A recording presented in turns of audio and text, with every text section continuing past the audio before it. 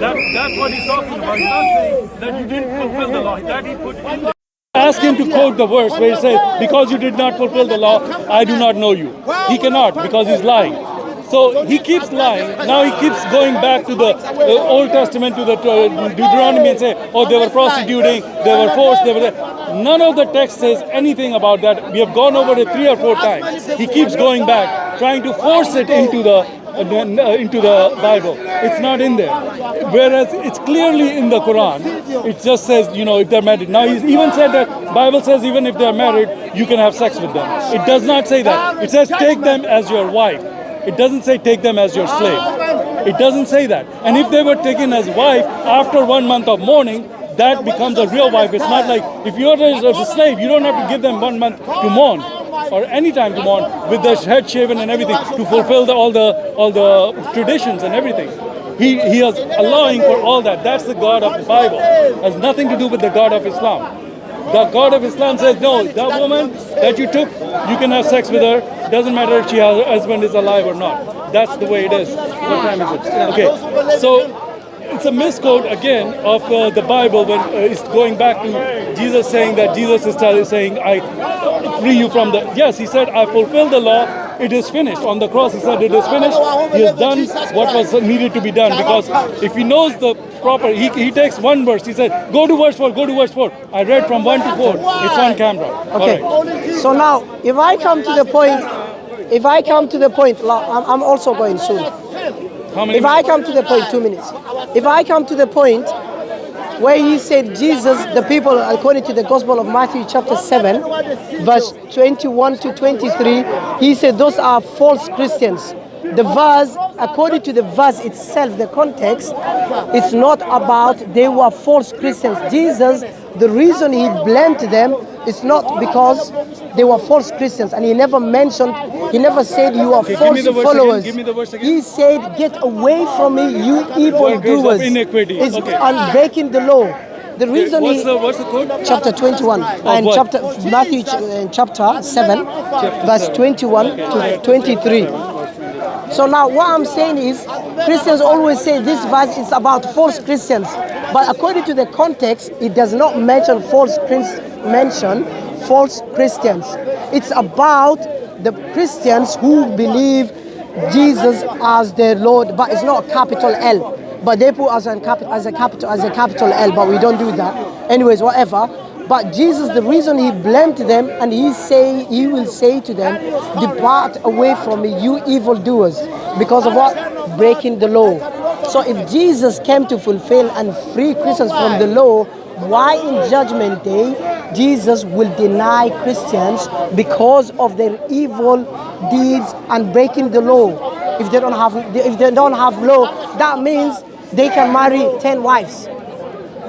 So they believe, so you see, they use double-faced here. They say, the Bible says you cannot marry more than one wife, because why? The law says that. And now he said Jesus came to free us from the law. If Jesus came to free them from the law, why would they still practice you cannot marry more than one wife, according to their logic? That means Jesus is going to blame them because of breaking the law.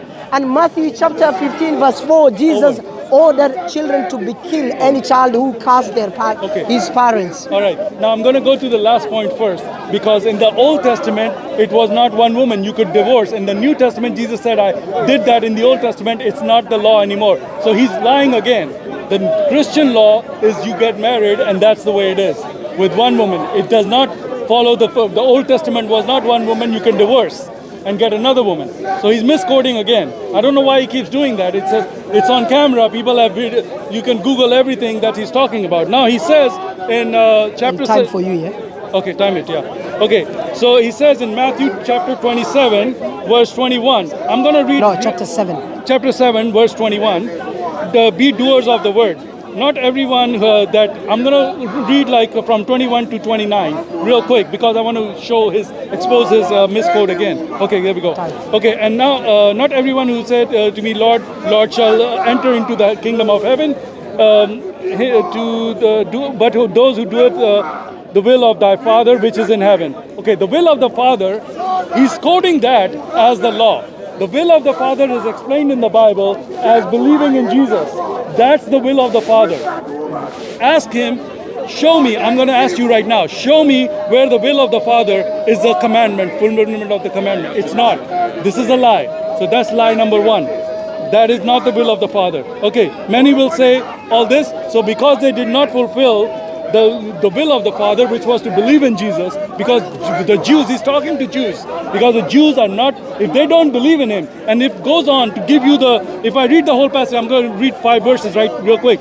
When many will say unto me on the day, Lord, Lord, here have we not prophesied in thy name, and in the came and then and them have cast out devils, right, and devils, and in thy name done many wonderful works. Yes. And then will I my eyes are not so no, good. I can read it's very small print. And then I will they will profess unto them, I never knew you, depart from me, ye that work iniquity. Yes. Therefore, whoever heareth these saying of mine, and doeth them, I will liken him unto a wise man. So what he's saying now, he gives the wise man. The wise man built his house upon the rock.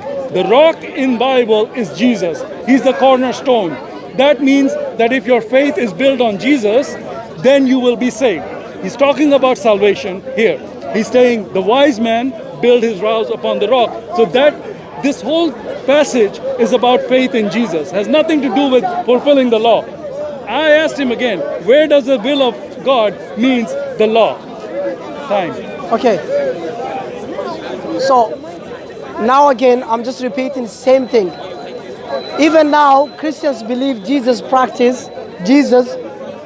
is a Jew man, and he practiced Judaism.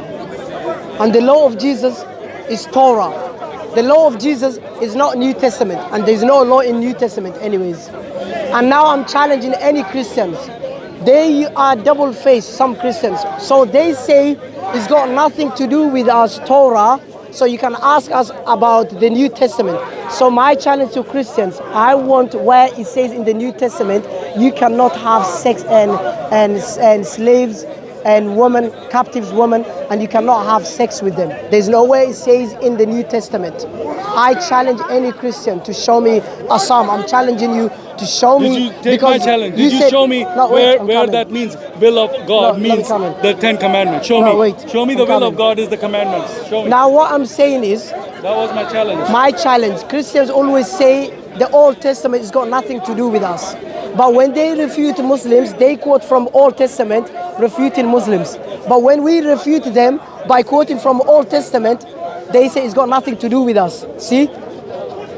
They've been biased. They're using two faces there. So now what I'm asking is, the reason Jesus is going to ignore them, I time it. 4 minutes. He says 4 minutes. You got 3.5 minutes. Yeah. Okay. So the reason Jesus will deny them is because of breaking the law and doing good and evil deed. So that means Jesus never came to you guys to free from the law.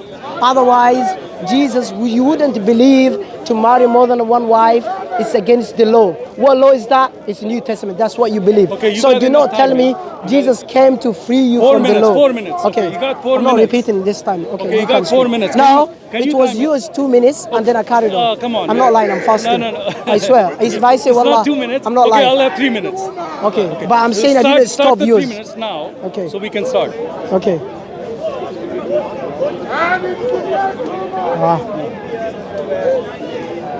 Cassette. Yeah, okay. Start. Okay, now I got 3 minutes. So first of all, he's talking about show me in the New Testament where Jesus is saying that you have to marry one woman, not more, and this and that.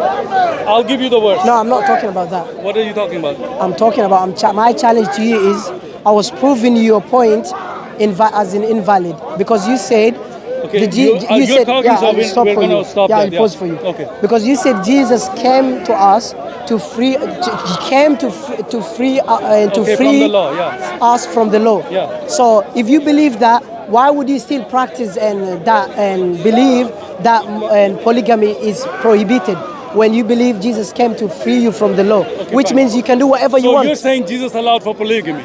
No, I'm saying if Jesus, according to you, Yeah. if Jesus came Yeah. to free you Christians from the law, Yeah. which means one of the law of Jesus, according to you, of the laws is that you cannot marry more than one wife. No. This is the New Testament Are you getting law. the point, first of all? No, I'm following you. know- I'm trying to follow you. No. You're saying the new law that Jesus gave is that you have only one wife. No, Previously, they had but more you wives. said Jesus came to you Christians to free, Free you from the law. old law. From Old the law. old law. Old law. Old law. Okay? All right. Okay, Okay, now, old now law. I'm going to continue. Okay, carry on. I'll All come right, to now that point. Start it Last again. one. Okay. Yeah, okay. Continue. So, Start, okay. resume. Yeah, Okay, carry on. start it. Okay, talk. Okay, so here is the verse. So let me find it. Okay, so here is the verse. The thing is, he's saying that I said that Jesus came to free us from the Old Testament law. That's right. He did come to free us from the Jewish law. However, when it comes to the question of marriage, he said in the old days, God allowed for the hardness of your heart, God allowed you to divorce. But I say unto you, because Jesus came and said a lot of things that I say from his authority, meaning he is God. That is why Jesus can, only God can make these laws, because these are the laws of God. So if Jesus is making this law, that means he's God. So he's saying this in Matthew 5:31 and 32. It says, it was also said, whoever divorces his wife except on the grounds of sexual immorality makes her an adulteress. Whoever marries a divorced woman commits adultery. This is the law for which Jesus is talking, that this is what Christianity is. It's not like in the old days where Jews were marrying and divorcing, just like Islam. Islam came and did exactly what Jews were doing. So that's what he's absolutely wrong, which I'm proving this. The Bible proves in the gospel, he has his own law. Now, the law of Jesus, they came and asked him, what is the biggest law? Well, they asked Jesus directly this question. Because of the law, they said, what is the biggest law? He said, the biggest law is love your God with all your might, with all your power, with all your mind. And also the second commandment, like it is, love your neighbor. Those are and then he said that fulfills all of the law. That means that all the laws that Jews had would be fulfilled by one law. If you love God and love your neighbor, you will not commit. But you said 3 minutes, right? 3 minutes. Okay, so I got 1 minute. So that means that you have fulfill all of the laws if you fulfill, and that's why it's so beautiful to follow Jesus. It's easy to follow Jesus. You don't have to take the first step into the toilet or do this or do that. He didn't come to give you that. He came to give you a moral law. He said, if you have moral law, that will take over everything. The moral law is love your neighbor, love God. If you love somebody, you won't kill them. If you love somebody, you won't lie to them. You won't steal from them. That covers all the laws of the Old Testament. That's the law of Christianity. Nothing else. Okay, go ahead. Okay. Set. Okay, number one, my challenge to him is, he said Jesus came to free us from the Old Testament law. I want a verse exactly where Jesus said that, number one. Number two, he criticized the God of Old Testament, which means he's criticizing also his God by saying the law of Jews was wrong by practicing captives women and sex slavery. Same, he said, as Muslims also, we practice captives women also. So basically, according to him, he's trying to say the Old Testament God, the God of Old Testament and the God of New Testament is different. Because he said the God of Old Testament is wrong, and that means, according to him, the God of New Testament is right. And now he's saying again, as I said, I repeat again, Jesus, until now, Christians, priests, all of them is scholars. Yeah. How many minutes? 2 minutes. 2 minutes, okay. Yeah. They believe Jesus practiced Judaism and he was a Jew man. Until now, Jesus, Paul said today, yesterday and tomorrow, Jesus is the same. Which means Jesus also now, he worships God the Father and he practiced the law of Jews. He does not practice the law of Christianity. So now I'm asking, my challenge, where did Jesus say, I came to free you from Old Testament? Exactly, word by word. Nowhere, there's nowhere Jesus said that. But Jesus said, I have not come to abolish the law of Moses, which means he came to practice the law of Moses. Opposite of abolish is what? Practice. You cannot destroy the law of Moses and say to me, I have not come to abolish the law of Moses. When Jesus also himself practiced the law of Moses. Until now, he practiced that law. Until I never finished it. So now, my challenge, my questions. Show me in the New Testament where Jesus said exactly word by word, I have come to free you from the Old Testament. And also, you criticize God of the Old Testament, which means you also criticizing your God, and you believe you have same God as them. Okay, so you asked two questions. So, first of all, Matthew 5, verse 17 to 20. Do you think that I have come to abolish the law or the prophets? I have come to abolish them. I've not come to abolish them, but to fulfill them. For truly, okay. So Jesus is saying, I'm fulfilling them. Because if you read the whole Bible, I'm not going to stand here in 2 minutes read you the whole Bible. That's not what Jesus is saying, that I've come to fulfill the law because nobody has fulfilled the law. Okay, because it's not possible to fulfill the law. The law was made to show you your sin. Because you cannot come to God with any sin. Law is there to show you that all are sinners. That's the point. Except for Jesus. He's sinless. Even in Quran it says he's sinless. Okay, what was your second question? No, you didn't answer my question. Okay, fine. I ask you, show me from the you New said Testament. In the Old Testament, you are saying the God of Old Testament was wrong. Let me pause it for you. I'll pause it for you, don't worry. Okay, go ahead. My question to you is, show me in the New Testament where Jesus said, I have come to free you from the Old Testament law. Okay. Do you have it? Yeah, I got it. Show me where it says that. All right. He's asking me to show him the words. I'm showing him this verse because he came to fulfill the law, because he said the law never saved anyone. I don't have the exact quote, but it is in the Bible. I don't have the exact quote, but it says no one has fulfilled the law. The law is there. I'm answering that question. I don't have the quote exactly because you gave me 2 minutes and you want me to find all the quotes. It's in Christianity. I'll give you 5 minutes. 1 minute. I cannot. I'll give you 5 minutes. No. I want a verse, clear-cut verse where Jesus said, I have come to free you from Old Testament law. I have 2 minutes. No. We have been going on for a while. I'll give you 5 minutes, 10 minutes. Sam, 10 minutes. Sam, we just started the conversation. We already have the conversation. I'm not here to give you this verse, give me that verse. Where is this? Where is that? I'm telling you, this is in the Bible. Now that you're saying the truth. I'm answering his question. I can answer it the way. If you don't like, here's the thing. In Christianity, we are not supposed to half is the Bible to each word. We are there to learn the message of the Bible. We Christians, we follow the message of Jesus. We don't have to know each and every word. No, because he's talking. Everybody's talking. So you gotta give me 2 minutes. Okay, I'll give you 1 more minute. Yeah, give me the minute. Okay, so that's all I'm saying. In Christianity, it's not about, I can find you. What I'm saying is in the Bible, because Jesus said, I came to fulfill the law, because nobody has fulfilled the law. The law was not there to help you to get to heaven. The law was to show you that you are a sinner and you cannot get to heaven. The only way you can get to heaven is through Jesus' blood. That's it.